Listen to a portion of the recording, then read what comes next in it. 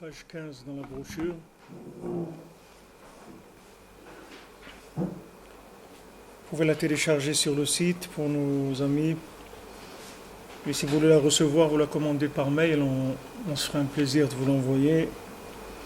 Zaïn, on est dans le Parparot la Chochma, qui est un pérouche du Rav de Tcherin, sur l'écouté Moharan. On est dans la deuxième colonne, le passage Zaïn. On était dans la première colonne tout à fait en bas, le passage Vav. Sham Besof HaMa'amar, donc à la fin de la Torah 36, Ve'echol HaTzadik le'orish betorato shemechadesh nishmatin chadetin. Le tzaddik, avec la Torah qu'il est mechadesh, il peut enfanter des nouvelles âmes.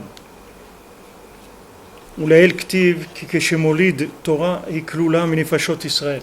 Quand le tzaddik dit une Torah, dans cette Torah-là, elle inclut les nefashot Israël.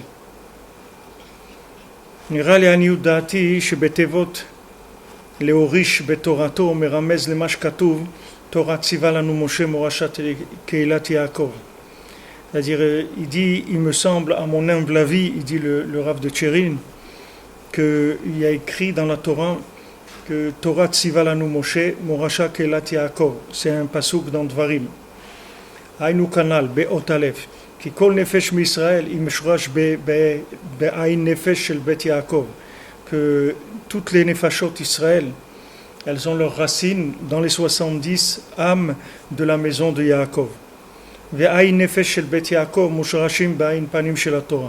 Maintenant, les 70 des nefashot de la maison de Yaakov, elles sont toutes dans les 70 facettes de la Torah. ואחר בעוד ג' מברך שיש נשמות של 12 שבטך. Après, dans le passage, dans le Hod Gimel de la Torah, il dit qu'il y a des neshamot qui sont des 12 tribus. ויש נשמתים דערב רב. Il y a aussi des neshamot de ערב רב. ורימז לנו הכתוב כאן, שעל ידי התורה שציווה לנו משה, בזה הוריש לנו נשמות קדושות שהן מבחינת קהילת יעקב. Et il fait allusion au fait que par la Torah que Moshe nous a ordonné, avec ça il nous a fait hériter de Neshamot Kedoshot qui sont Keilat Yaakov. C'est-à-dire c'est ça qui nous a inclus dans la Keilat Yaakov, c'est-à-dire dans la communauté de Yaakov. Et donc maintenant il amène un autre remez sur ça, c'est-à-dire une autre allusion à ça. תינוק שיודע לדבר, אביו מלמדו פסוק תורה ציווה לנו משה, מורשה קהילת יעקב. C'est-à-dire quand un enfant, Bezrat Hashem, quand vous allez avoir des petits garçons, alors dès qu'il commence à parler, vous lui apprenez ça. C'est le premier pasuk qu'on lui apprend. Torah ציווה לנו משה, מורשה קהילת יעקב. Pourquoi on lui apprend ça? C'est pour lui donner une âme, c'est pour ça qu'on lui apprend.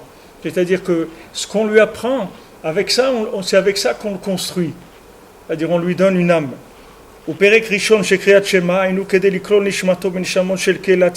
lui apprend aussi Shema Israël à un petit enfant qu'il apprenne à faire le Shema. Pourquoi? Pour qu'il s'inclue aussi dans les neshamot de la Keilat Yaakov, c'est-à-dire des Yud Bet Shvatim. Donc d'abord on lui dit Torah Tziva Lanu Moshe, et après les Shvatim. Maintenant ici, je vous dis, le Rav de Tcherin, c'est pas quelqu'un qui écrit avec beaucoup de... C'est-à-dire, il allonge pas la plume beaucoup. C'est-à-dire, il dit des choses, mais c'est assez bekitsour ce qu'il dit, c'est un petit peu concentré. Alors maintenant, je vais prendre un petit peu le texte, c'est-à-dire depuis le début, que maintenant le tzaddik, quand le tzaddik, il est mechadesh dans la Torah, déjà, je vais commencer par la fin, parce que la fin qui parle ici, c'est plus général que le début. Le début, c'est plus pointu. Après, on va arriver au début. Maintenant, il dit comme ça, il y a 70 panim de la Torah. Les 70 panim de la Torah, c'est les 70 nefashot des enfants de Yaakov. Quand Yaakov il est descendu en Égypte, ils étaient 70. Ces 70-là, c'est tout le Ham Israël. Après, on est devenu ce qu'on est devenu. Mais notre base, c'est-à-dire des enfants de Yaakov, c'est 70 qu'on était. Après, il y a eu comme on dit, des ramifications. Mais au départ, on est 70 qui sont 70 facettes de la Torah. C'est-à-dire, c'est ça qu'on est.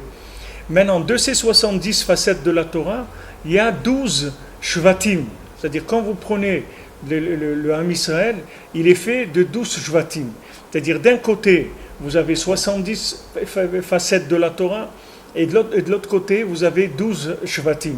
Maintenant, les 12 shvatim, c'est quoi? C'est le lien qu'il y a entre le Ham Israël et Akadosh Baruch Hu par le lien de l'alliance. D'accord? Les 12 shvatim, un shevet, c'est une des alliances, une des 12 parties de l'alliance avec Hachem, parce que ça s'appelle Shifteka. Shifteka, comme on a vu, Hachem, il est Meïd, Hachem, il témoigne sur les shvatim qui sont tous Kadosh. Donc il a dit sur chaque nom de quel shevet, on a vu hier, Hachem, il a dit, il faut que vous ajoutiez mon nom Yudke, dans chacun pour savoir que chacun, il est Kadosh. Ça, c'est une yann de Tikkun Abrit, que chacun, par les shvatim, il a le Tikkun Abrit. Maintenant, il y a un yann de Tikkun Abrit et il y a un yann de Torah. C'est-à-dire, Shivim Panim, Shivim Nefashot Israël, ça c'est le côté de la Torah. Et les 12 shvatim, ça c'est le Tikkun Abrit.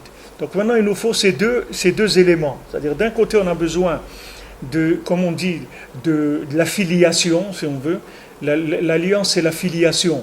Si on veut, c'est le fait d'être affilié à la Kedusha du Ham Israël. Et les panim de la Torah, c'est la possibilité de recevoir des neshamot qui sont toutes les lettres de la Torah. Donc, le chidouche qui dit ici, le Rav de Tchérin, c'est qu'il dit que quand Moshe, il nous a enseigné la Torah, c'est comme ça qu'il nous a rendus juifs. C'est comme ça qu'il nous a donné des âmes. C'est-à-dire, avant, on n'avait pas d'âme. L'âme, elle est venue par l'enseignement. C'est-à-dire, Torah Tziva Lanu Moshe, Moracha Keilat Yaakov. C'est-à-dire que maintenant, quand Torah Tziva Lanu Moshe, quand Moshe il nous a ordonné la Torah, il nous a enseigné la Torah, c'est comme ça qu'il nous a rendu qu'on a fait partie de la descendance de Yaakov. C'est-à-dire, qu'est-ce qui s'appelle faire partie du peuple d'Israël? C'est avoir reçu la Torah. C'est comme ça, c'est ça qui te rend juif. C'est-à-dire que être un juif, c'est vivre la Torah. Sinon, c'est quelqu'un qui ne vit pas la Torah, ce n'est pas un juif. Il est juif de quoi? Parce qu'il mange du gras double à Pessah. Qu'est-ce que c'est un juif? Un juif, c'est quelqu'un qui vit la Torah. C'est ça que ça s'appelle un juif. Un juif avec une âme. Alors maintenant, ça c'est dans la généralité. C'est-à-dire que maintenant, c'est la généralité de la Torah. C'est valable pour tout le monde. Il y a maintenant, première chose, il y a eu mise en place des shvatim. Tant qu'il n'y avait pas les shvatim, ce n'est pas la peine de parler de Torah, il n'y a pas de Torah. D'abord, il faut affiliation. D'abord, il faut qu'on voit qu'il y a l'alliance. Créer une alliance avec Akadosh Baruch Hu. Une fois qu'on a créé l'alliance avec Akadosh Baruch Hu, on peut parler après de Matan Torah. C'est-à-dire que s'il n'y a pas des shvatim, on ne peut pas parler de Matan Torah. Parce que Matan Torah, ça s'adresse à là où il y a une affiliation avec Hachem. Donc, avant les shvatim, il y avait déjà l'alliance avec Abraham et Isaac. Alliance. Abraham et Isaac et Jacob, ils avaient, sans recevoir la Torah. Oui, mais c'est vrai. C'est vrai, mais c'est de l'alliance en freelance, c'est pas de l'alliance officielle, tu comprends? C'est des individus, des chercheurs qu'individuellement, ils sont arrivés à eux seuls. Mais Hachem, il ne va pas se contenter de ça. Bien qu'Hachem, il a dit, moi ça me suffit, Abraham Avinu. Le monde entier, il existe pour Abraham Avinu, ça me suffit. C'est le premier qui a fait l'alliance, et il connaît toute la Torah, il pratique la Torah, ça me suffit. Mais Hachem, il veut que ça soit étendu à toutes les nations, c'est-à-dire d'abord en Israël et à toutes les nations aussi. C'est-à-dire il veut être connu de toutes les nations dans le monde. C'est pour ça qu'il a fait le monde. Sinon, le monde, à quoi il sert?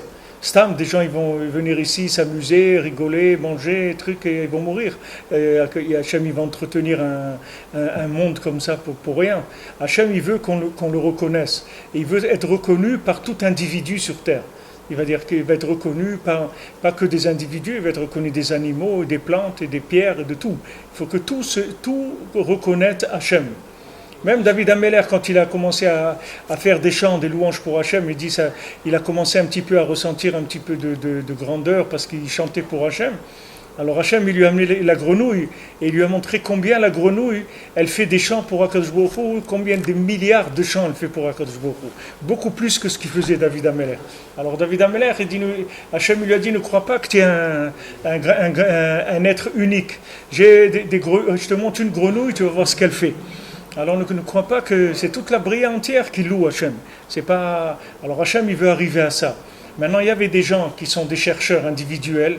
En freelance, ils se sont lancés, ils ont trouvé Hachem, ils ont trouvé la Torah dans la Bria et tout. Mais après, Hachem, il a mis un système pour que ce système, il aille partout. Quand Hachem, il a proposé la Torah aux nations, pourquoi il leur a proposé la Torah? Parce qu'au moment où il leur a proposé, il a fait uniquement la proposition de la Torah, elle a fait une marque dans les nations.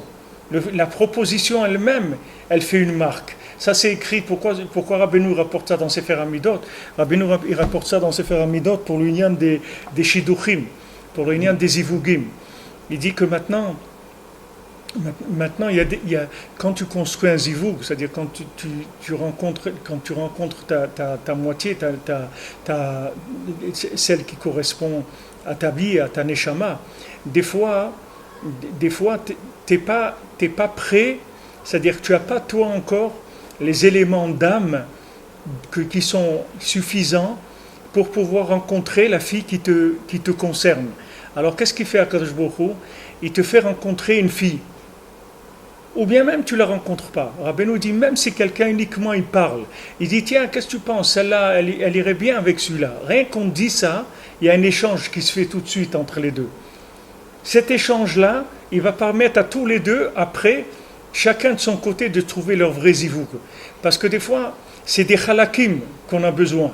Mais ce n'est pas le zivug mamash, c'est des halakim, c'est-à-dire ce sont des parties, comme tu dis des pièces détachées.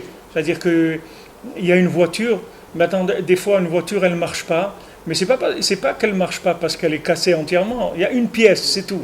Il y a une pièce, par exemple, une petite vis dans le carburateur ou un truc. Maintenant, cette pièce, aujourd'hui, ils n'en ont pas. Il faut que tu attendes, ils vont le commander à l'étranger. Elle va arriver dans un mois, la pièce. Donc, pendant un mois, la voiture, elle est voilà, immobilisée, elle ne peut rien faire. C'est pas qu'elle ne marche pas, elle a besoin juste de cette pièce-là.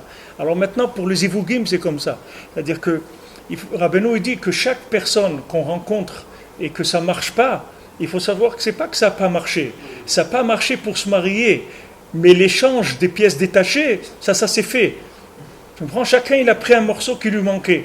Et c'est pour ça que des fois, quelqu'un il doit passer 4, 5, 6, 10 rencontres, et après, il se marie. Et des fois, il y a des gens, non, direct, ils rencontrent la première, ou le premier qu'ils rencontrent, ils se marient tout de suite.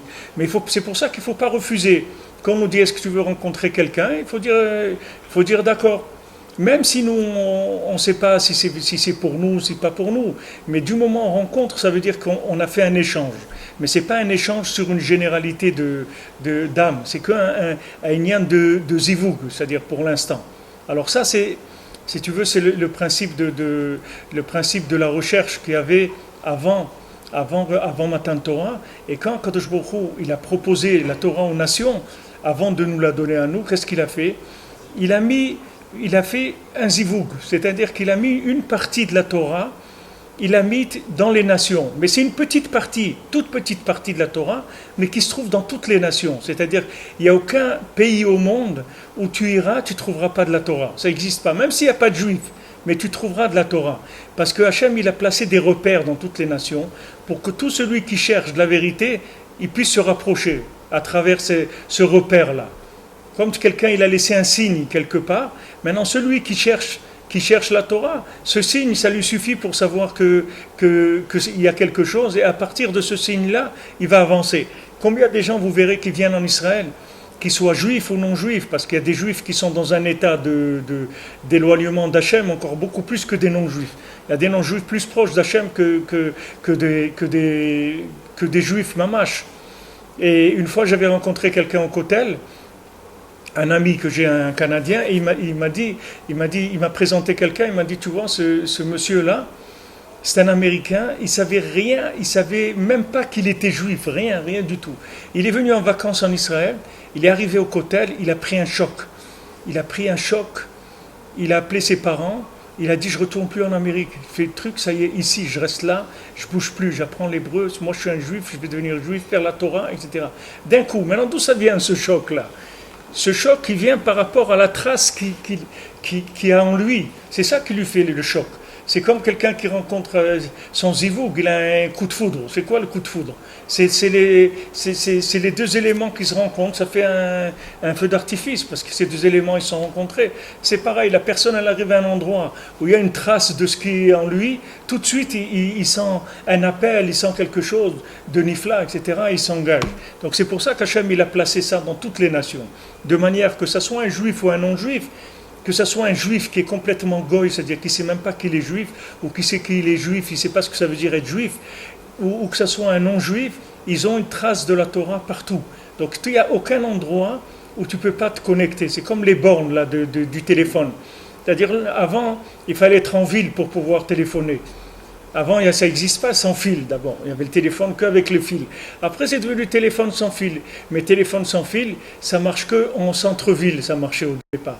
Après, il y a des quartiers, des nouveaux quartiers, on dit, waouh, c'est super, maintenant, même en banlieue et tout, tu peux téléphoner et tout, c'est super. Maintenant, il n'y a pas un endroit, même si on est en train de faire du ski dans la montagne, tu peux téléphoner. Parce qu'ils ont mis des antennes partout. Hachem, il a fait comme ça, il a mis des antennes, des bornes partout dans le monde. C'est-à-dire là où tu vas pouvoir te connecter, c'est-à-dire tu vas sentir quelque chose. Même des fois, c'est pour ça que Rabbeinu il dit que quand on te présente un voyage ou quelque chose, il faut aller, il ne faut pas refuser. Parce que Yaakov Avinu, quand on lui a demandé de descendre en Égypte, s'il n'était pas descendu, il serait venu avec enchaîné, il serait descendu en Égypte. Parce que Hachem, il est venu, lui a proposé à travers Yosef, c'est-à-dire il les a amenés à la famine, pour qu'ils disent, voilà, on va aller chercher du manger, viens en Égypte, il y a à manger, etc. Voilà, Yosef, il est là-bas, venez. Il aurait pu dire, non, moi je ne vais pas, dis à Yosef qu'il vienne tout de suite, son père, il veut le voir. Et Yosef, il aurait été obligé de venir. Mais après, sauf, Hachem, il aurait arrangé qu'ils auraient été obligés tous enchaînés de descendre en Égypte.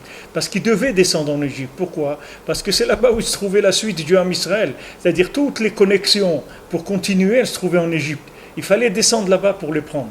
Donc Rabbeinu dit quand il y a un voyage qui se présente, il ne faut pas refuser, il faut aller. Seulement, il faut faire attention quand on voyage, de rester dans la cache-route, de faire attention et de bien faire les brachot. Aussi, Rabbeinu dit quand on voyage, de faire bien les brachot, tout, parce que tout voyage, c'est pour récupérer des éléments qui nous appartiennent et qui se trouvent là-bas. Donc tous les voyages, c'est des ivougim, c'est tout ce qu'il y a dans le monde. Ça s'appelle, dans la chambre de la Kabbalah, ça s'appelle yichoudim. Mais yichoudim, ça veut dire zivougim, c'est la même chose. À yichoud, quand on dit le khatan et la kala, ils rentrent dans le cheder yichoud. C'est zivoug, yichoud, c'est la même chose. C'est-à-dire c'est unir des éléments qui étaient loin, maintenant ils sont unis.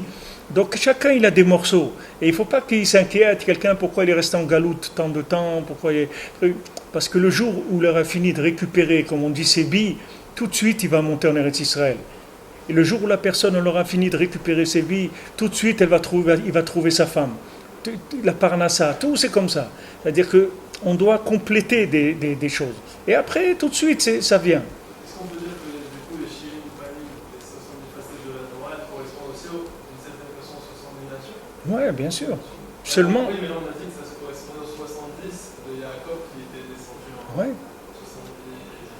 personnes de la famille. Ça, c'est du côté de la Kedusha.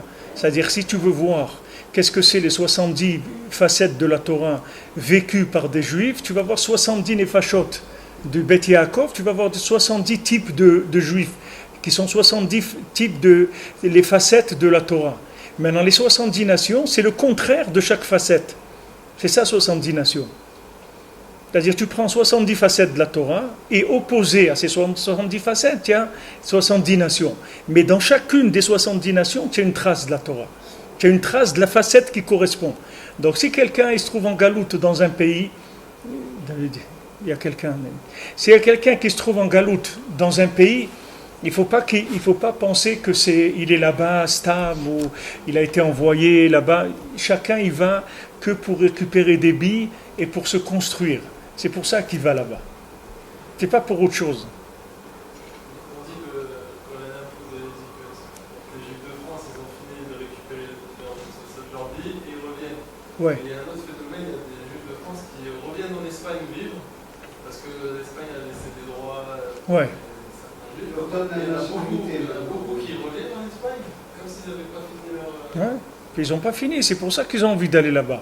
Quelqu'un qui a fini, donne à quelqu'un d'aller là-bas, quelqu'un qui vit en Eretz, qui est heureux, puis tu lui donnes tout ce que tu veux, jamais il ira habiter là-bas. Jamais il ira habiter. Même en vacances, il ira jamais habiter là, jamais là-bas. Il n'a rien à faire là-bas, ça ne l'intéresse pas. Une chose qui ne t'intéresse pas, ça veut dire que tu n'as rien à prendre là-bas.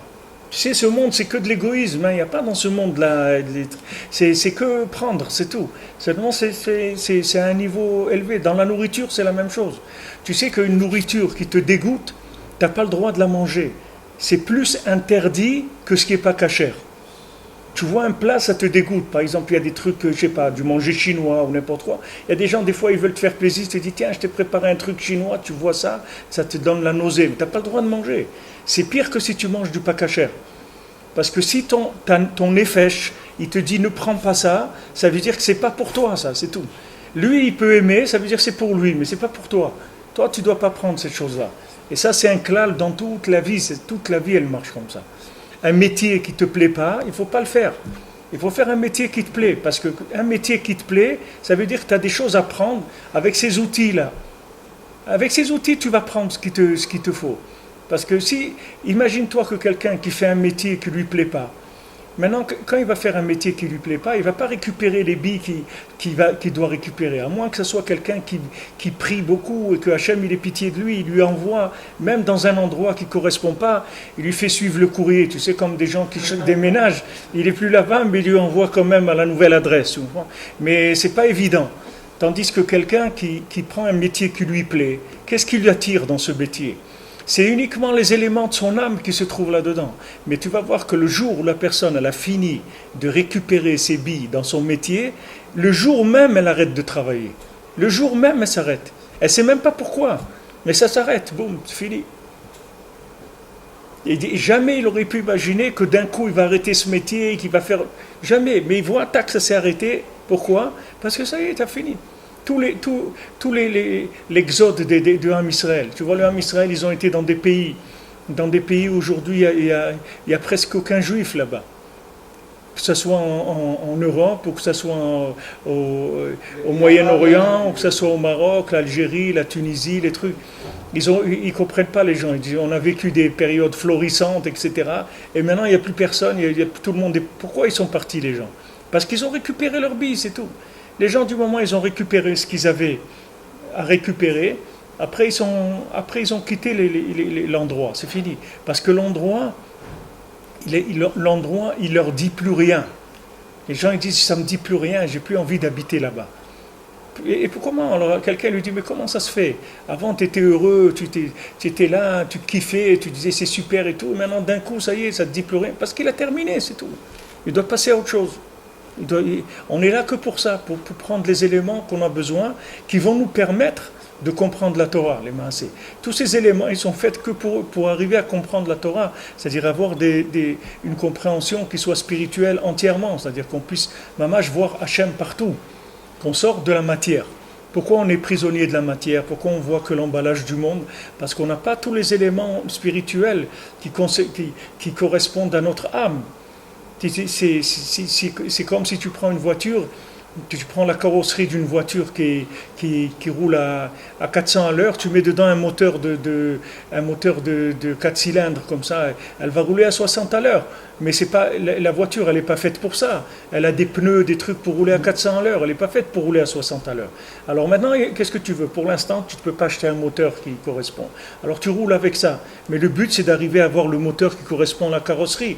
Maintenant, Hachem, il t'a donné une carrosserie pour un moteur qui est une neshama complète. Pas un petit morceau de neshama. C'est une neshama complète. Donc qu'est-ce que tu fais ? Tu vas chercher à compléter ton âme. Tu vas chercher là, dans tous les endroits. Alors maintenant, dans le système classique, c'est comme ça que ça marche. C'est-à-dire le premier niveau, c'est Torah Tziva Lanu Moshe, Morasha Keilat Yaakov. Shema Israël, Hashem Elokeinu, Hashem Echad. Donc Torah Tziva Lanu Moshe, c'est la Torah. Et Shema Israël, c'est Tikkun Abrit. Comme on a vu, 12 lettres. Shema Israël, Hashem Elokeinu, Hashem Echad, Baruch Shem Kevod Malchut Olam Ba'ed, 12 lettres. C'est les Shifteka. Maintenant, Shifteka, Shema, Torah, c'est Torah Tziva Lanu Moshe, c'est la Torah. C'est-à-dire le fait qu'il nous a enseigné la Torah, il nous a donné, il nous a donné la spiritualité du monde, les chemins qu'il fallait pour aller vers Hachem, même au niveau le plus simple pour chacun. Maintenant, si on remonte ici dans le texte, parce que des fois Rabbeinu dit que pour comprendre l'écouté moral, tu es obligé de le tourner, c'est-à-dire du début à la fin. C'est-à-dire quand tu fais une Torah, c'est important de la prendre aussi à l'envers, c'est-à-dire d'écrire les notions de la Torah, comment Rabbeinu il évolue dans la Torah, après tu la tournes, c'est-à-dire tu prends la fin, tu l'appelles le début, et tu la tournes entièrement. Et tu vas voir que ça aussi c'est une Torah. Et nous avec le Rav Besançon, Zacher Altov, le Refoua Shlema, alors lui on faisait des Torahs, on étudiait comme ça. Il nous faisait comme ça, il faisait l'aller et le retour. Des fois on a pris une Torah, comme ça on a étudié pendant quelques temps, et après on a noté tous les trucs et il nous l'a enseigné de l'autre côté complètement. Et c'était une autre Torah, mais c'était avec les mêmes éléments. Tu veux dire, tu peux la tourner dans tous les sens, tu vas voir qu'elle a une logique, dans tous les sens, elle se suit. Mais il y a un klal, c'est-à-dire même pour comprendre la Torah, le pshat, comme on est dedans, il faut toujours que tu reviennes en arrière. Parce qu'il y a des éléments qui ne sont pas placés dans l'ordre chronologique de l'évolution de la réflexion. Par exemple, ici, quand il parle ici de que Yechol HaTzadik leorish betorato shemechadesh nishmatin chadetin, Rabbeinu, il n'a pas parlé comme ça dans la Torah. Rabbeinu, il a parlé d'abord de la suite de ce qu'il dit ici. C'est-à-dire, Rabbeinu, il a parlé d'abord de Torah Tziva Lanu Moshe, Morasha Keilat Yaakov et des 12 Shvatim. Après, il nous a parlé du Tzadik qui est Morish de Nishmatin Chadetin. Tandis que lui, ici, il a pris à l'envers. Il a mis d'abord le lien du Tzadik qui est Morish, qui te fait hériter des âmes nouvelles. Après, il t'a parlé de la Torah et des Shifteka. Pourquoi ? Parce que lui, en tant qu'élève, si tu veux, il te remet les choses par rapport à l'essentiel pour toi, pas par rapport à comme Rabbeinu l'a mis dans la Torah. Lui, il te dit, voilà, sache que tout ce que tu as besoin d'abord, c'est d'aller chez le tzaddik qui va te donner une neshama nouvelle. Voilà ce que tu as besoin. Après, tu vas rentrer dans la Torah et tu vas tikkun abrit, tout ça. Mais ce que tu as besoin, toi, commence avec ça, parce que c'est ça le ikar pour toi. Tandis que Rabbeinu, quand il a porté dans la Torah, il a amené par le côté chronologique de la construction normale. C'est-à-dire, tout le monde va te dire dans tous les gens que tu vas voir, ils vont te dire, regarde, tu prends l'école classique de la Torah, elle va te dire, regarde, la Torah, il faut que tu commences avec le Chumash. Après, tu vas faire la Mishnah. Après, tu vas faire la Gemara. Après, tu vas faire la Halacha. À l'âge de 40 ans, tu commences un petit peu la Kabbalah. D'accord ? Mais les masses, il y a des gens que c'est le contraire. Il y a des gens que s'ils ne commencent pas la Kabbalah, jamais il va étudier le Chumash. Bichlal, jamais il commencera. Il ne peut pas, il n'a pas la force. Il faut qu'il reçoive une neshama du niveau de la Kabbalah, et après il peut s'asseoir et étudier, il n'y a pas de problème. Mais il faut qu'il commence par là-bas. Et il ne peut pas commencer par le début. Qui est-ce qui commence le Chumash ? C'est un enfant de 5 ans. Mais lui, il n'a pas 5 ans. Et il n'a pas la pureté d'un enfant de 5 ans. Lui, il s'est fait déjà écraser 50 fois. Et qu'est-ce que tu vas lui dire ? Commence le Chumash et voilà et tout. Mais lui, il faut que tu lui donnes du jus. Il faut que ça ait un petit peu de hein? C'est Farad, c'est les mêmes mètres que Pardes, sauf que le sol il est mis au début. Ah, c'est Farad. Pardes. C'est Farad. Ouais, on dit que le sol, ça les a ramenés au début. Le sol, non, c'est Farad, il est au début. Ah. C'est Pardes, C'est pour ça que les Ashkénazes, après, c'est pour ça que les Ashkénazes Chassidut, ils prient en Sfard. Sfard. Sfard, et parce qu'ils ont mis aussi le Sfard dedans. Ouais, c'est vrai. Mais ils font un truc Harizal, Nusach Harizal. Mais c'est vrai que la Kabbalah, elle est arrivée beaucoup plus tard chez les Ashkenazim. On dirait que tu vois comme le Shnei Luchot Abrit, le Shla Kadosh et tout, le Rav Horowitz et tout, de qui il descend, le Rav Shmuel Horowitz, il vient du Shla Kadosh, le Breslever, Rav Shmuel Horowitz. C'est un descendant du Shla Kadosh. Mais la Kabbalah, elle est rentrée très tardivement chez les Ashkenazim. Les Sfaradim, ils ont commencé tout de suite. La Kabbalah, pour eux, c'était... Tous les Sfaradim, au Maroc et tout, tous les synagogues, ils lisaient le Zohar, même s'ils ne comprenaient rien, les gens. Tous les mots de ces Shabbat, déjà après la Mariv, il y avait une demi-heure de Zohar. Tous les gens ils s'asseyaient, ils lisaient le Zohar, mais ils ne comprenaient pas. Parce qu'il y a des gens qui ont besoin des Neshamot du Zohar avant de commencer le Chumash. C'est-à-dire que si la personne, tu lui apprends le Zohar, tu vas lui donner assez de force pour pouvoir s'asseoir et étudier le Chumash. Rabbeinu dit que quand tu étudies le Zohar, ça te donne de la force pour étudier tous les inanimes de la Torah. Après, tu peux étudier tout. Mais tu as besoin de... Qu'est-ce qui te manque, les mains? Voilà, tu dis « je veux ». On te dit « tu veux étudier ?» Tu dis « oui, je veux ». Alors viens étudier, j'arrive pas. Alors les gens, qu'est-ce qu'ils te disent? Alors tu veux pas? Il dit « non, je te promets, je veux ». Alors viens t'asseoir. Je peux pas. Mais je comprends pas. Viens t'asseoir. Il dit, je peux pas, j'arrive pas. Qu'est-ce qui lui manque? Il n'a pas d'énergie dedans. C'est comme quelqu'un qui veut monter une affaire, il n'a pas de moyens.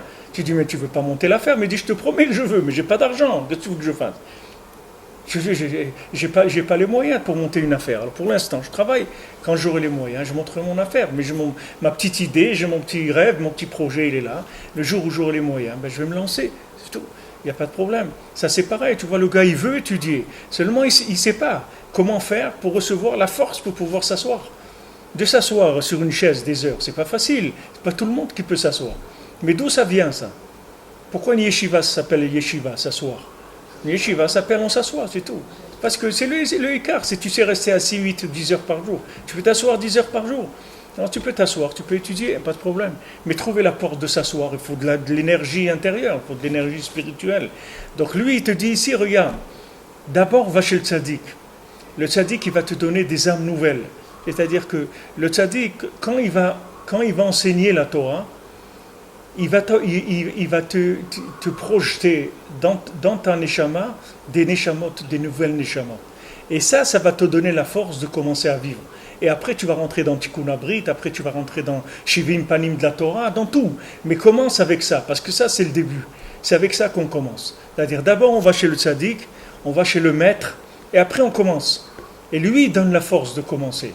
Les maasés, nous tous, c'est-à-dire tout celui que tu vois dans le Ham Israël, qui a fait, ou n'importe qui, c'est pas rien que dans le Ham Israël, tout celui qui revient vers la Torah, que ce soit un juif ou un ger tzedek, n'importe qui revient vers la Torah, c'est que parce que le tzaddik, il enseigne de la Torah, c'est comme ça qu'il est revenu.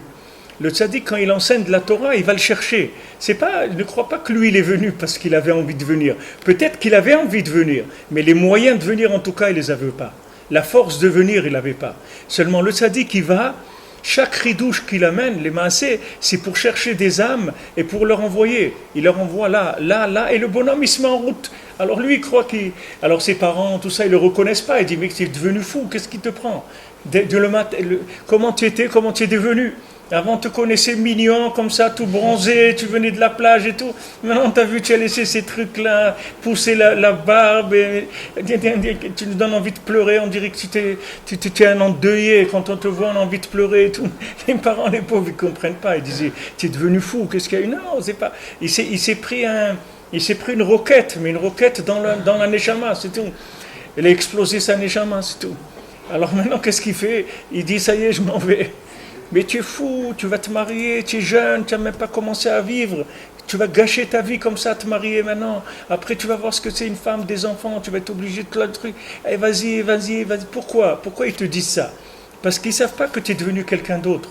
Eux, ils ne savent pas, ils te croient comme tu étais avant. Ils ne savent pas que tu as reçu une âme nouvelle. Maintenant, ces âmes nouvelles, elles sont distribuées par le tzaddik. Chaque fois que le tzaddik, il enseigne, les maasés, il envoie des âmes nouvelles dans le monde.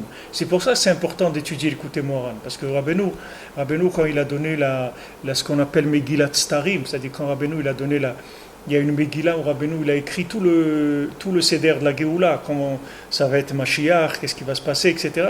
Rabbeinu, il a écrit tout ça. Seulement, il a donné ça s'est transmis jusqu'à Avraham ben Avnachman. C'est-à-dire, Rabbi Nathan, il avait, Rav Nachman Tulchiner, il avait, Avraham ben Avnachman, il avait, et puis après, lui, il a caché. Il a dit qu'il n'y avait plus de gens qui étaient capables de gérer cette chose-là, donc il a caché. Mais ce qu'il avait écrit là-bas, il y avait d'autres Breslevers qu'il avait vus de chez Rabbi Nathan. Mais l'avoir physiquement, je pense, d'après ce que j'ai lu, c'est que Rabbi Nathan qui avait ça. Mais une fois, il y avait quelqu'un qui a demandé, il a dit, mais il a demandé à Rav Nachman Turchiner, je ne sais pas qui l'a demandé, qui avait vu la Megillat Starim, il dit, toi tu as vu la Megillat Starim, non? Qu'est-ce qu'il y a écrit là-bas et tout? Il a dit, le jour où tu verras que le Likutei Moharan il s'étudie dans le monde, alors tu peux savoir que Mashiach il est prêt. Pourquoi? Parce que quand tu étudies les Likutei Moharan, les Maaseh, qu'est-ce que tu fais? Tu viens, tu tires des gens, tu me comprends? Tu tires des gens, c'est tout. C'est comme si tu viens dans un pays où tu crées de l'emploi.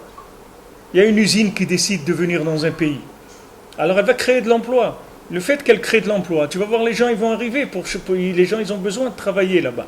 Il n'y a pas de parnassa. Alors il y a des pays qui ont leur bureau, par exemple aux États-Unis ou en Allemagne ou à Londres, mais les usines, elles sont à Shanghai ou elles sont là-bas, ils font des usines là-bas.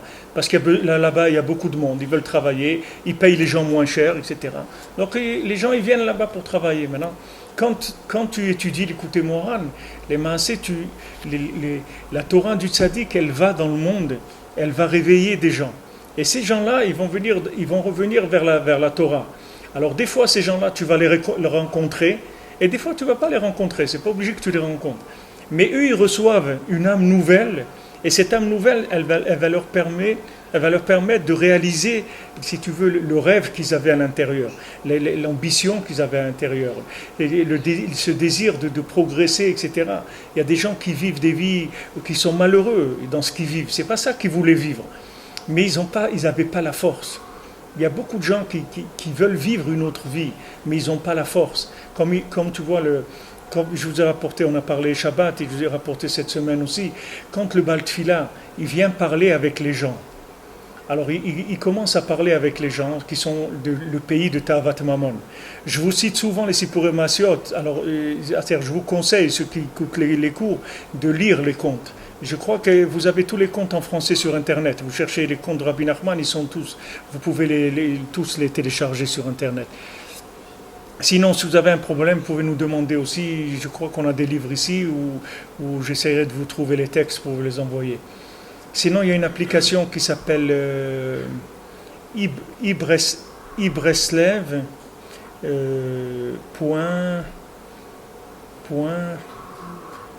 Net, je crois.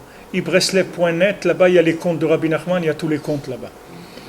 Alors, dans le Baal Tefila, vous voyez que le Baal Tefila, qu'est-ce qu'il fait? Lui, il vient et commence à parler avec les gens. Alors maintenant, au début, quand il parle avec les gens, ils n'écoutent pas. Ils lui disent, mais nous, notre vie c'est l'argent, nous on vit que pour l'argent, il y a les dieux de l'argent, il y a ici les anges de l'argent, nous, notre vie c'est l'argent, c'est tout, il n'y a rien d'autre. Notre vitalité, on la tire de l'argent, c'est tout, il n'y a rien d'autre. Et lui, il ne savait pas comment s'en sortir avec ça, comment faire pour les... Alors il allait parler avec eux, Maintenant, il allait parler avec les gens qui étaient les plus à l'extérieur du pays. Parce que les gens qui étaient à l'intérieur, eux, ils ne sortaient pas il dit là-bas, pour ne pas se rendre impurs avec des gens qui sont pauvres et tout. Ils ne parlaient pas avec des pauvres. Pour eux, un pauvre, c'est comme un pestiféré. Ils ne pouvaient pas parler avec lui. Donc il y avait des gens qui n'étaient pas très riches chez eux, qui étaient moyennement riches. Alors eux, ils avaient le droit de vivre un petit peu en dehors du pays et garder le pays. C'est eux qui étaient à l'extérieur. Donc le Baal Tefila, il a commencé à parler avec ces gens-là. Alors au début, il n'écoutait pas. Et après, il y a un qui a dit... Mais qu'est-ce que je peux faire? Je suis tout seul, qu'est-ce que je fasse? Alors, quand Baal Tefila a entendu ça lui a fait plaisir. Le fait que la personne, elle a dit, qu'est-ce que je peux faire? Déjà, ça lui a fait plaisir. Pourquoi c'est-à-dire, quelle est sa méthode à lui? Sa méthode à lui, c'est qu'il parle. Quand il parle, il lui fait rentrer des parties d'âme. Petit à petit. Quand une fois que la personne, son âme, elle va recevoir assez de force, ça y est, elle va sortir de sa prison. Alors c'est pour ça que j'ai mis dans le site, j'écoute ma vie change, parce que je n'ai rien qu'écouter, c'est tout. Les gens disent, ouais, je vais faire, ne te casse pas la tête, le jour où tu vas recevoir l'énergie pour faire, à la seconde même tu vas faire. À la seconde même, ta vie, elle va changer. Mais pour l'instant, tu as besoin de t'approvisionner, tu as besoin de vitamines spirituelles. Donc prends des forces, prends des âmes, prends des éléments, et un jour tu vas voir, le fruit va mûrir, il va tomber de l'arbre tout seul. Tu n'as pas besoin il n'y a rien à forcer. Toi, emmagasine, c'est tout. Emmagasine de la spiritualité et tu vas voir qu'après tout va avancer. Mamash dans la joie, tranquillement, sans avoir besoin de forcer quoi que ce soit. Alors ici, c'est pour ça que le Rav de Tchérin, il commence avec ça. C'est-à-dire, il te dit que maintenant, Veyechol Tzadik Leorish Betorato Shemechadesh Nishmatin Chadetin. Ça veut dire que dans la Torah, que le Tzadik, il est Mechadesh, il amène une nouvelle Torah. Cette nouvelle Torah-là, elle enfante des âmes. Donc maintenant, les maasés, quel est le travail?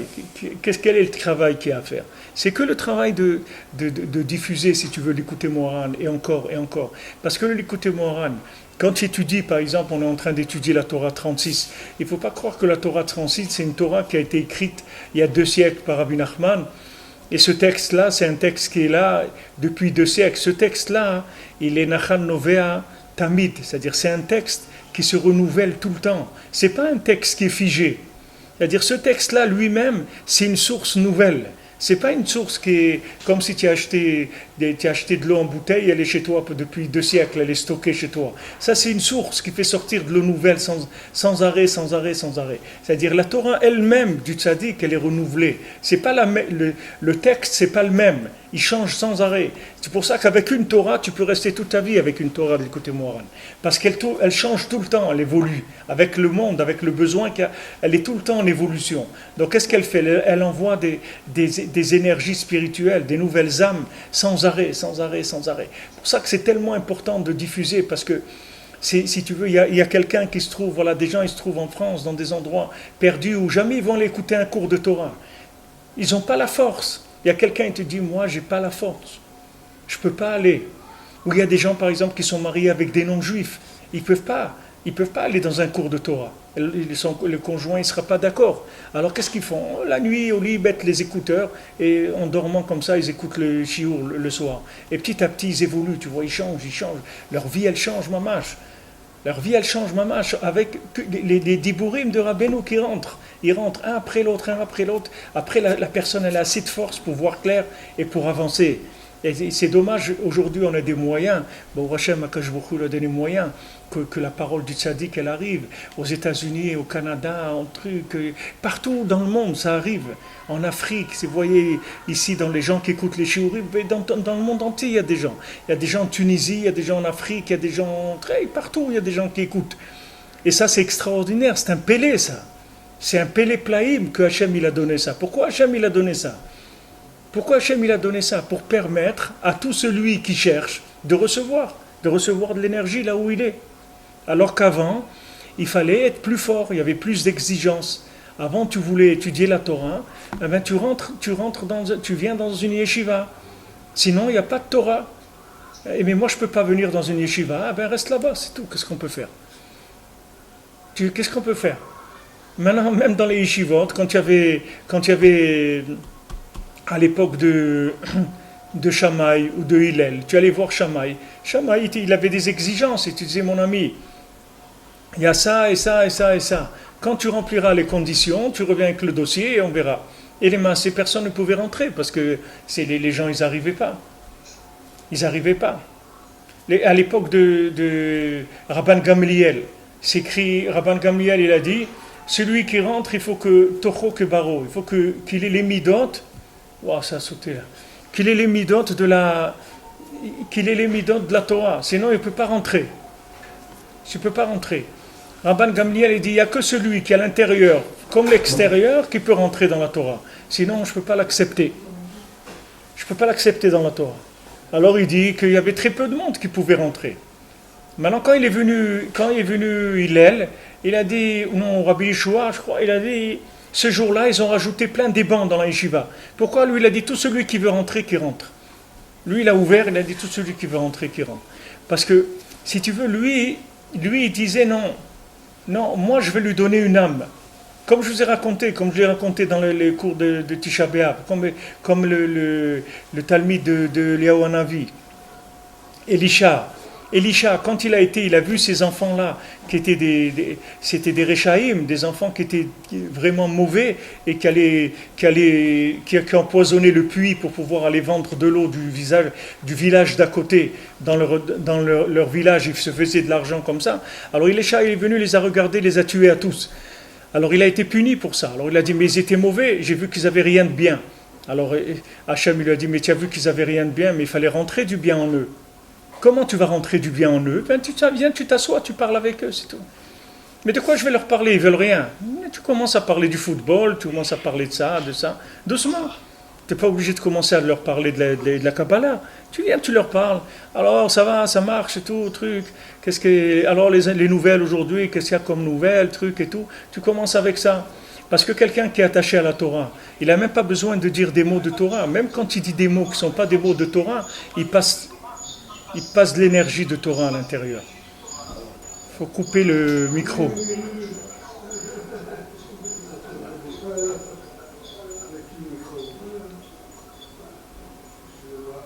Excusez-moi. Ouais. Alors, les maasé, tu commences à parler avec lui des sichot choulin, des paroles stam, et de ça après tu vas en arriver. C'est pour ça que Rabbeinu il a fait le Sipurim Maasiot, parce que le Sipurim Maasiot, si tu veux, ça te fait pas. Si je te dis viens maintenant on va étudier une Gemara par exemple, il faut que tu sois en forme, tu vois, pour étudier. Tu vas dire je suis fatigué, j'ai pas envie, truc et tout. Mais si tu dis viens, je vais raconter une histoire, tu vas voir que tu peux écouter une histoire, ça te dérange pas, parce que c'est pas agressif, c'est pas quelque chose qui est un vêtement agressif. Alors Rabbeinu il a caché toute la Torah dans le Sipurim Maasiot, pour que quand tu entends les contes, ça t'agresse pas, ça a l'air agréable et tout. Et dans ces contes, il va passer de la neshama, il va te faire passer de la neshama à travers les contes. Pour ça que Rabbeinu il a dit aussi, il faut aller dans les communautés et raconter les contes. Aller dans les communautés et raconter les contes, c'est tout. Aller dans les communautés, le Shabbat, tu demandes au rabbin, je peux parler 5 minutes. Et 5 minutes, tu dis, voilà, je vais raconter un conte de Rabbi Nachman, voilà ce qu'il y a, il commence la présence disparue, et Bezant Hashem, la semaine prochaine, je continuerai, etc. Et tu vois que les gens, ils sont intéressés. Les gens, ils sont intéressés. C'est de raconter. Avec ça, tu commences. Il y avait le Rav, comment il s'appelait, le Rav Shvadron. Il faisait des discours dans les communautés. Alors, il arrive dans une communauté aux États-Unis. C'était une synagogue d'avocats. Toute la synagogue, c'est que des avocats. Alors, il a demandé au rabbin, est-ce que je peux parler, un petit discours et tout. Le rabbin lui a dit, non, ici on n'aime pas ça et tout, les gens ils n'aiment pas les rabbins, tout ça, c'est pas pour nous. Et il faut les laisser tranquilles, déjà ils viennent à la synagogue, il ne faut pas les embêter avec vos trucs et tout. Bon, il a dit, regardez, mettre 5 minutes, c'est tout. Je vous promets, je ne dépasse pas à 5 minutes. 5 minutes et j'arrête. Alors, le rabbin il a dit, bon, 5 minutes ça va, je vous laisse. Alors le Rav Shvadron, il a commencé à parler, il a dit, je vais vous raconter une fois, hein, il y avait une histoire entre le Gan Eden et le Gehinam. C'est-à-dire que les gens du Gan Eden, ils se sont plaints, ils ont dit, ça sent mauvais parce qu'on a toutes les odeurs du Gehinam qui viennent chez nous et nous on n'a pas à avoir des mauvaises odeurs chez nous, donc il faut qu'ils construisent un mur là-bas. Alors les gens qui étaient au Gehinam, ils ont dit, mais si ça vous dérange l'odeur, c'est à vous de construire le mur, c'est pas à nous. Nous, ça ne nous dérange pas. Pourquoi nous, on va payer pour un mur? Ça vous dérange à vous, vous avez qu'à vous construire le mur. Alors, le Rav Shvadron, il a dit, vous savez qu'est-ce qui a gagné? Ils ont été au tribunal d'en haut. Qu'est-ce qui a gagné? C'est ceux qui étaient au Gehinam. Il dit, pourquoi? Parce que tous les avocats, ils sont au Gehinam. Alors voilà, Shabbat Shalom et trucs. Alors, ils lui ont dit, non, continue. Et du voulait que je continue, alors voilà, il a continué. Mais il les a attrapés, il a dit quelque chose pour les attraper, tu comprends? Pour leur donner un minimum de starter, là. Il a un petit coup de manivelle pour que le moteur il démarre. Dès que le moteur il a démarré un peu, ils étaient joyeux, ils étaient contents, ils ont dit allez vas-y maintenant, continue, ne t'arrête pas. Alors là après il a continué le sadracha. Alors le Sipurim Maasiot c'est la même chose, tu commences avec ça. Et après, tu vas voir la personne, elle va avancer, elle va avoir envie de prier, envie de faire les brachot, envie de tout faire. Mais tu commences avec, il faut trouver juste un truc qui s'ouvre un petit peu, un petit élément d'âme. Commencer par un petit élément d'âme, et de là, après, ça va avancer. Donc, il te donne comme directive ici de commencer par ça.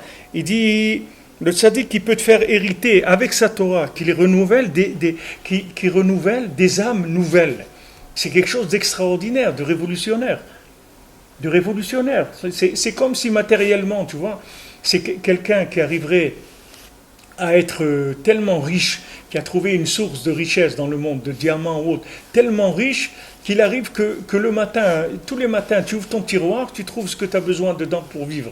Et lui, tu ne le connais même pas. Lui, il est dans un endroit dans le monde il gagne tellement d'argent, il fait tellement de diamants qu'il peut alimenter le monde entier. Il peut donner à chacun que ça arrive chez lui de quoi vivre tous les jours.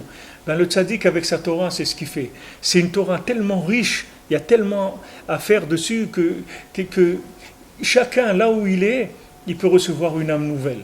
Et tous les gens qui font tchouva, c'est uniquement grâce à ça. C'est pour ça que tu vois que le grand mouvement de tchouva qu'il y a aujourd'hui, c'est Breslev. Et que tu verras que tous les gens, ils sont intéressés par Breslev. Ça n'existe pas des gens qui n'aiment pas Breslev. Il y a des gens, ils ont peur et tout, mais des gens qui n'aiment pas Breslev, des mamaches qui n'aiment pas, ça n'existe pas. Parce que tu ne peux pas ne pas aimer, parce que c'est lui ton père, c'est lui qui t'a amené. Tu ne peux pas ne pas l'aimer. Maintenant, lui t'amène des fois par des gens qui sont des gérants de paille, des gens qui sont au milieu, des intermédiaires. Mais ton père, c'est lui. Ton père, c'est lui. C'est-à-dire, c'est lui qui t'a donné l'énergie pour sortir de là où tu es sorti. Alors maintenant, quand tu viens, quand tu n'as pas d'a priori dans ta tête, c'est pas difficile de le reconnaître. Maintenant, quand tu as des a priori dans la tête, quand tu as le cerveau qui a été détourné, alors des fois c'est dur de reconnaître que c'est lui. Parce que des fois les gens ils sont d'autres systèmes, etc. Mais c'est pas grave, Rabbi Nachman il dit c'est pas grave. Moi ça me dérange pas que quelqu'un tourne sur un autre système. Moi ce qui m'intéresse c'est qu'il se rapproche d'Hachem, c'est tout. Maintenant si lui tourne sur un autre système, et il fait sa tfila et son birkat Amazon, son Shabbat et tout ce qu'il faut et tout, c'est pas, moi j'ai pas de problème avec ça. C'est-à-dire, si c'est sur ce système-là que pour l'instant il a accroché, qu'il accroche. Mais il faut qu'il sache que toute la spiritualité du monde, elle est donnée par Moshe Rabbeinu, par le tzaddik de la génération. Vayamenu Bashem Moshe Avdo. C'est-à-dire que c'est Moshe qui donne toute la Torah au Ham Israël. Et personne d'autre. Il n'y a personne qui a donné la Torah au Ham Israël. Torah Tzivalanu Moshe, Morasha Keilat Yaakov. C'est Moshe qui nous a transmis la Torah et personne d'autre. Et on voulait de personne d'autre, ou c'était Moshe ou rien. Hachem il lui a dit, ou tu vas t'occuper d'eux, ou il n'y aura personne d'autre qui s'occupera d'eux. C'est eux ou toi ou rien, je ne leur donne pas la Torah. Alors maintenant, à l'époque de Moshe Rabbeinu, c'était pas difficile parce qu'il était là. Donc il n'y a personne qui pouvait dire, ouais, mais moi, c'est pas Moshe qui m'a appris. Il n'y a personne qui pouvait dire, moi, ça ne vient pas de Moshe. Même que Moshe, il a mis des princes de 1000 et de 100, de 50, de 10, etc. Il n'y a personne qui pouvait dire non, c'est pas Moshe. Parce que même ce prince de 1000 ou ce prince de 100, d'où il a appris ce qu'il sait? C'est de Moshe Rabbeinu, d'où il sait ce qu'il sait? C'est Moshe Rabbeinu qui lui a appris. Donc tous les tzadikim de la génération, ils apprennent du tzadik ador. Tous, il n'y a personne qui ne reçoit pas du tzadik ador. Tout le monde reçoit du tzadik ador et après il transmet dans sa communauté à lui, dans son équipe à lui, etc. Mais normalement, quand les gens ils découvrent Rabbi Nachman, ils sont émerveillés parce qu'ils voient que c'est ça le message qui leur a donné la force de sortir. C'est ça qu'ils cherchaient les maasés. C'est comme je vous ai dit, chacun, quand il vient chez Rabbi Nachman, il voit qu'il le connaît déjà depuis longtemps. C'est pas de maintenant. Il le connaît du point de départ, c'est-à-dire que ce point de départ, il est venu grâce à lui aussi.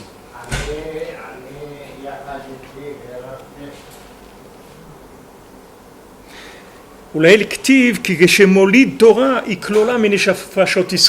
les deux lignes qu'il dit en haut de la deuxième colonne. Il dit que maintenant, quand le tzaddik, il enfante de la Torah, sa Torah, elle est kloula minifashot Israël. C'est-à-dire, dans sa Torah, il y a toutes les âmes du Ham Israël qui se trouvent dans la Torah. Donc, quand lui, il fait naître la Torah, il fait naître avec toutes les nefashot Israël. Donc, automatiquement, les nefashot Israël, elles vont recevoir. C'est pour ça que Rabbi Nachman, il n'a pas eu peur de s'engager sur la Géoula. Qu'il a dit à tous les tzadikim, attendez, ne vous précipitez pas d'amener Mashiach. Mashiach, il viendra à son temps. Moi, je vais faire tchouva à tout le monde. Après, Mashiach, il va venir. Mais laissez les gens, chacun avoir le mérite de revenir vers Hachem. Pourquoi lui s'est engagé? Parce que lui, il est molide chaque jour des chidushim qui vont aller toucher tout le monde. Et sauf, tout le monde viendra. C'est une question de temps. C'est-à-dire que plus le tzaddik, il est mechadesh des chidushim chaque jour, et plus des gens qui sont éloignés, ils entendent. Avant, ils n'entendaient pas. Il y a des gens qui reviennent vers la Torah à l'âge de 13 ans, il y en a à l'âge de 20 ans, il y en a à l'âge de 50 ans, à l'âge de 70 ans. Il n'y a pas d'âge. Chacun, quand il arrive le chidouche de Torah du tzaddik, il arrive chez lui, il le fait sortir. J'ai connu un Breslever, maintenant, Baruch Hashem, il est père de famille, il doit avoir aujourd'hui au moins 35 ans. Mais quand je l'ai connu, il était juste bar mitzvah en France. Et tellement ses parents, ils étaient contre, ils ne voulaient pas. Lui, il faisait tikkun chatzot et son père, il lui dit, si jamais je te vois te lever la nuit un truc, tu vas voir ce que je te fais. Rien, ils étaient contre. Les parents, ils étaient contre, mamash. Qu'est-ce qu'il faisait lui? Il devait faire tikkun chatzot la nuit, sous la couverture avec une pile, que personne ne sente qu'il était en train de faire tikkun. Il avait 13 ans, le gosse. Mais il avait une force à l'intérieur, c'est fini. On ne pouvait plus l'arrêter. Il ne pouvait plus l'arrêter. Il y a le même massé avec un ancêtre de Rav Shmuel Horowitz qui s'est passé à Tzfat. À Tzfat, il y avait un Breslever qui allait dans les synagogues, il allait vendre des livres Breslev. Alors une fois, il était dans une synagogue et il a voulu vendre des livres Breslev. Et il y a quelqu'un qui est venu qui lui a dit, ici tu vends pas des livres de Breslev. Ici, mais dites-lui que s'il peut aller crier un petit peu plus loin parce que c'est vraiment désagréable.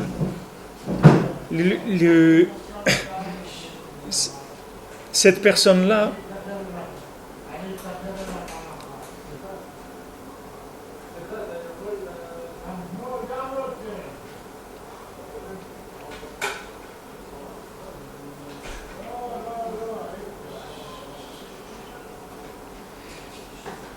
donc lui ce monsieur-là, il est venu vendre des livres et il est la personne de la synagogue, elle a dit non, ici on ne vend pas de livres Breslev. Alors lui, il a dit non, je t'en prie, laisse-moi, etc. Voilà, je me mets à l'entrée. Il dit non, fais attention parce que si tu essayes, on ne te laissera pas. Alors il avait une valise comme ça qu'il ouvrait sur une petite table et il vendait les livres. Donc il s'est mis là-bas pour vendre les livres à l'entrée de la synagogue, je ne sais pas, dans un coin. Le monsieur là qui lui a dit ici on ne vend pas des livres, il a pris la valise, il lui a jeté tous les livres dehors, il a poussé dans les escaliers, etc. Bon, ça fait une histoire. Alors le monsieur, il a rangé ses livres, tout ça, il est remonté, il lui a dit regarde, moi j'ai jamais maudit personne dans ma vie, mais je vais te faire une malédiction que tu vas avoir un fils qui va être un Breslever. Il lui a dit ça. Maintenant, son fils, il a raconté après, il dit que depuis qu'il était tout petit, qu'il avait 5-6 ans, il avait une attirance pour Breslev incroyable. Il ne savait même pas pourquoi. C'est-à-dire, il allait en cachette à la synagogue Breslev. Et bien sûr, son père, il était contre. Et il dit que son père, même une fois, il lui a fermé les doigts dans la porte pour pas qu'il aille. Il a dit voilà, comme ça, tu ne retourneras plus. Et lui, il ne pouvait pas. C'est-à-dire, il était attiré par Breslev incroyable. Maintenant, qu'est-ce que ça fait? Qu'est-ce que c'est ça? C'est-à-dire, quand il lui a fait cette bracha-là, qu'est-ce qu'il lui a fait quand il lui a fait la bracha? Les Maasé lui a fait descendre une âme. Il lui a fait une bracha qui a une âme d'un Breslever qui va descendre dans son fils. Et son fils, sans être conscient, il était déjà attiré par Breslev. Mais c'est exactement ce qui se passe ici. C'est-à-dire, quand le tzaddik, il fait des chidushim de Torah, il envoie des neshamot. Donc la personne, elle reçoit un élément d'âme, que cet élément d'âme, il vient se rajouter sur le peu de bien qu'il a en lui, et ça lui donne la motivation pour commencer à se mettre en route. Les pieds commencent à bouger. Et il faut être patient, parce qu'il ne faut pas forcer, parce qu'il faut prendre, ce qu'il faut, c'est emmagasiner plus d'énergie, c'est tout. Et au moment où il y a assez d'énergie pour que les pieds ils se mettent en route, les pieds vont se mettre en route. Il ne faut pas s'inquiéter. Il y a des gens qui viennent vers le judaïsme, ils commencent par la conversion, ils ont la force d'apprendre les halachot et tout, d'autres ils n'ont même pas la force d'aller se convertir et tout, mais ils font être bodédout tous les jours. Je connais des gens, tous les jours ils font 1h10 bodédout, ils font tikkun aklali et tout, mais la force de la conversion ils n'ont pas encore. Mais ça vient, à chaque fois petit à petit il y a des éléments d'âme qui viennent. Pour nous c'est pareil, il y a des gens qui avancent, après ils n'ont pas la force d'étudier la Gemara, mais après quelqu'un il va arriver à un moment, il va étudier la Gemara, ça va être un plaisir pour lui, comme si du miel, il est en train d'étudier la Gemara, il est en train de kiffer, c'est plus en train de se forcer. Ça vient parce qu'il a des éléments d'âme qui sont développés, c'est-à-dire il a reçu, maintenant il est beaucoup plus fort, donc maintenant il peut avancer, il peut aller beaucoup plus loin. Donc le Ika, il dit au début, c'est de recevoir du tzaddik. Après ça va te donner tikkun abrit, ça va te donner shivim panim de la Torah, ça va te donner tout ce que tu peux pas, tout ce à quoi tu peux pas arriver. Sache que tu vas y arriver si tu écoutes Rabbi Nachman. Tout ce qui te manque dans ta vie, tu vas le recevoir. Lui, il peut te donner toute l'énergie qu'il faut à quelqu'un pour servir Hachem, comme lui doit le servir. Il y a personne qui peut dire j'ai pas trouvé le médicament il est là. Maintenant il y a des gens qui peuvent dire j'ai pas pris le médicament, mais le médicament il est là. Il n'y a pas besoin d'autre chose. Il suffit de penser à Rabbi Nachman, s'attacher à lui, allumer une bougie pour lui, étudier un conte, à lui faire quelque chose, et ça y est, l'énergie elle commence à circuler, et la personne elle reçoit un surplus d'âme. Et ce surplus d'âme, ça y est, elle est sortie de son problème. C'est fini, elle commence à se mettre en route. Mais doucement, il faut pas parce qu'un médicament ne peut pas prendre, quand quelqu'un reçoit des cachets, il y a 30 cachets dans la boîte, c'est fait pour le guérir. Mais s'il prend les 30 cachets d'un coup, il va mourir, ça ne va pas le guérir. Tu comprends? Il faut aller doucement, il faut le temps que ça s'intègre, et après on passe un peu plus, à chaque fois. Au moment où on a besoin, le tzaddik il envoie. Et quand on passe par des périodes d'obscurité, ça aussi, il faut savoir que ça fait partie des plans du tzaddik, ça fait partie du traitement, c'est-à-dire il est en train de s'occuper, c'est comme ça qu'il s'occupe. Il y a des moments, on passe par des moments obscurs, et après ça reprend la lumière, etc. Et le Ikar, que tout dépend de ça, c'est de recevoir ces chidushim là. C'est ça qui fait qu'on se renouvelle. C'est pour ça que les Maaseh Moshe Rabbeinu, il a enseigné au Ham Israël. La Torah, c'est comme ça qu'il les a rendus des Juifs. Il les a rendus des Juifs en leur donnant des neshamot grâce à l'étude de la Torah. En leur enseignant la Torah, chaque mot de Torah, il ne faisait que leur donner leur âme à eux. Chacun, il lui transmettait son âme. C'est pour ça que c'est écrit que Moshe Rabbeinu, quand il enseignait, chacun comprenait autre chose. Chacun il comprenait sous un angle différent. Tu vois, parce qu'il donnait à chacun l'élément d'âme qui lui manquait. Et avec ça, il en a fait un peuple. Un peuple, il est devenu le peuple juif.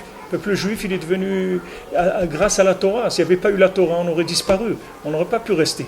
C'est la Torah qui nous a tenus. Parce que la Torah, elle nous alimente sans arrêt avec des neshamot. Sans arrêt. Alors le tzaddik, que lui s'occupe de la génération, il envoie des neshamot à chacun. Il faut juste écouter et être patient. Et après, ça, tout change et tout évolue. Bezrat Hashem.